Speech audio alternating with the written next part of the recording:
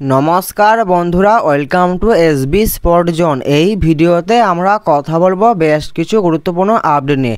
বেশ কিছু গুরুত্বপূর্ণ বড় আপডেট বেরিয়ে আসছে, এই আপডেটগুলোই আজকের এই ভিডিওতে তোমাদেরকে জানাবো। ভিডিওটা সবাই প্রথম থেকে শেষ পর্যন্ত দেখবে, না হলে কোনো আপডেট মিস করে যাবে। তো সেই জন্যই বলছি ভিডিওটা সবাই প্রথম থেকে শেষ পর্যন্ত দেখবে। তো চলো ভিডিও টপিক নিয়ে কথা বলা যাক। প্রথমেই আমরা কথা বলবো কেরালা ব্লাস্টার এফসিকে নিয়ে। তো কেরালা ব্লাস্টার এফসিকে নিয়ে যে বড় আপডেটটা বেরিয়ে আসে সেটা হলো যেটা জানতে পারা যাচ্ছে যে কেবিএফসি ম্যানেজমেন্ট তারা একজন ইটালিয়ান হেড কোচের সঙ্গে কথাবার্তা চালাচ্ছে, এরকমই একটা বড় লিঙ্ক আপের আপডেট বেরিয়ে আসছে কেবিএফসিকে নিয়ে। যে কোচটার সাথে কেবিএফসি লিঙ্ক আপের আপডেট বেরিয়ে আসছে সেই কোচটার নাম হলো জিনো লিটিআরডি। তো এই কোচটার সঙ্গে একটা লিঙ্ক আপের আপডেট বেরিয়ে আসছে কেবিএফসির, এরকমই একটা বড় রিউমার বেরিয়ে আসছে কেবিএফসিকে নিয়ে। আমরা যদি এই জিনো লিটিআরডিকে নিয়ে কথা বলি, তো এই জিনো লিটিআরডি হলো তিনি একজন ইটালিয়ান দেশের ম্যানেজার। তিনি এখন বর্তমানে কোচিং করাচ্ছেন থাই লিগ ওয়ানের ক্লাব মুয়াংথাং ইউনাইটেড এফসিতে তিনি এখন বর্তমানে কোচিং করাচ্ছেন এবং সেই ক্লাবের সঙ্গে তার কন্ট্রাক্ট শেষ হচ্ছে 30শে জুন 2025। তো এই 30শে জুন হয়ে গেলে তিনি ফ্রি ম্যানেজার হয়ে যাবেন। এরপর ব্যাপার হলো এটা যে কেরালা ব্লাস্টার এফসি তারা যদি এই ইটালিয়ান ম্যানেজার জিনো লিটিআরডি এই কোচকে তাদের দলে আনতে চায় এবং আনতে গেলে তাদের কোনোরকম কোনো সমস্যা হবে না। তো কেন বলছি, জিনো লিটিআরডি তিনি এখন বর্তমানে যে দলে কোচিং করাচ্ছেন থাই লিগ ওয়ানের ক্লাব মুয়াংথাং ইউনাইটেড এফসি, তার সঙ্গে সেই ক্লাবের কন্ট্রাক্ট আছে 30শে জুন।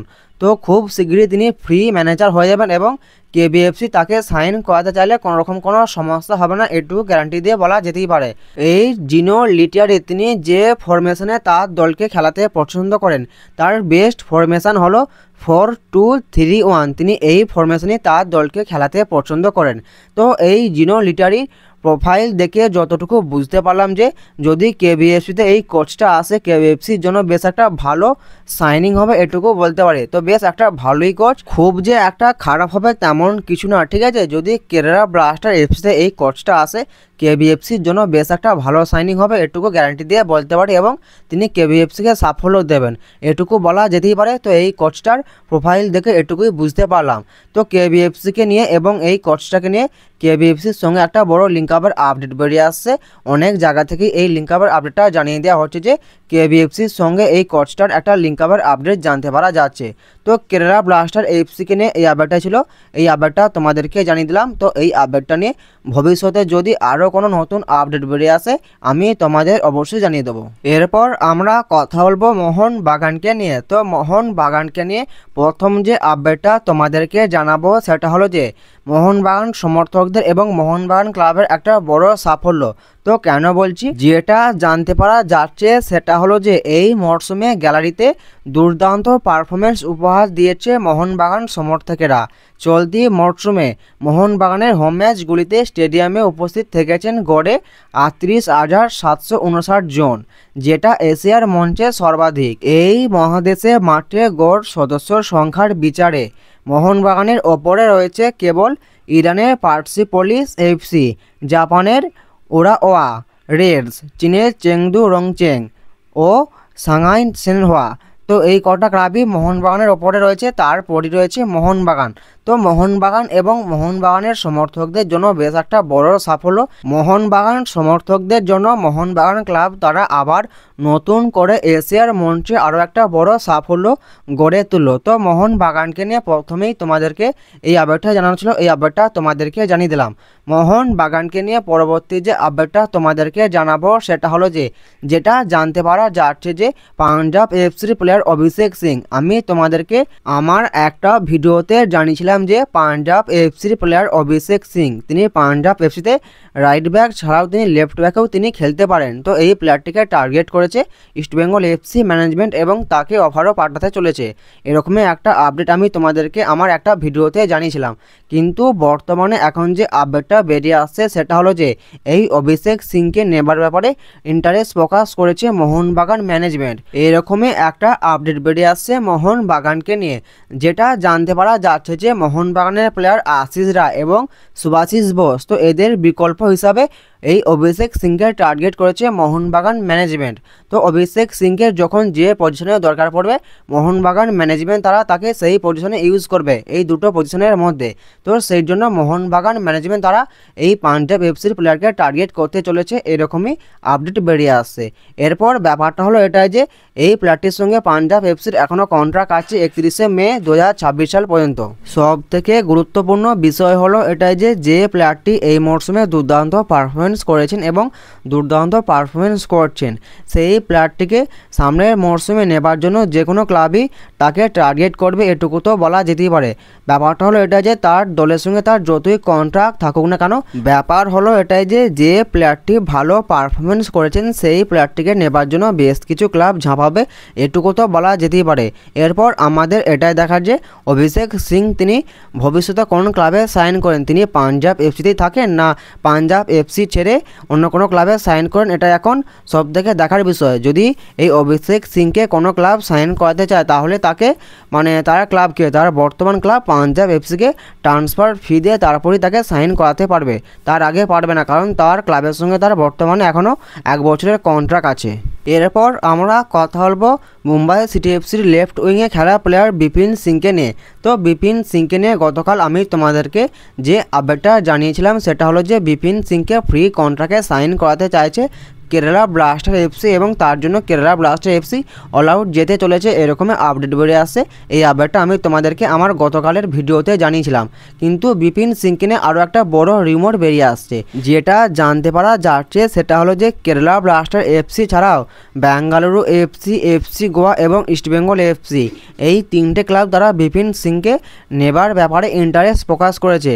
তো কেরালার পর এই 3টে ক্লাবের নাম শুনতে পাওয়া যাচ্ছে বিপিন সিংকে নেবার ব্যাপারে।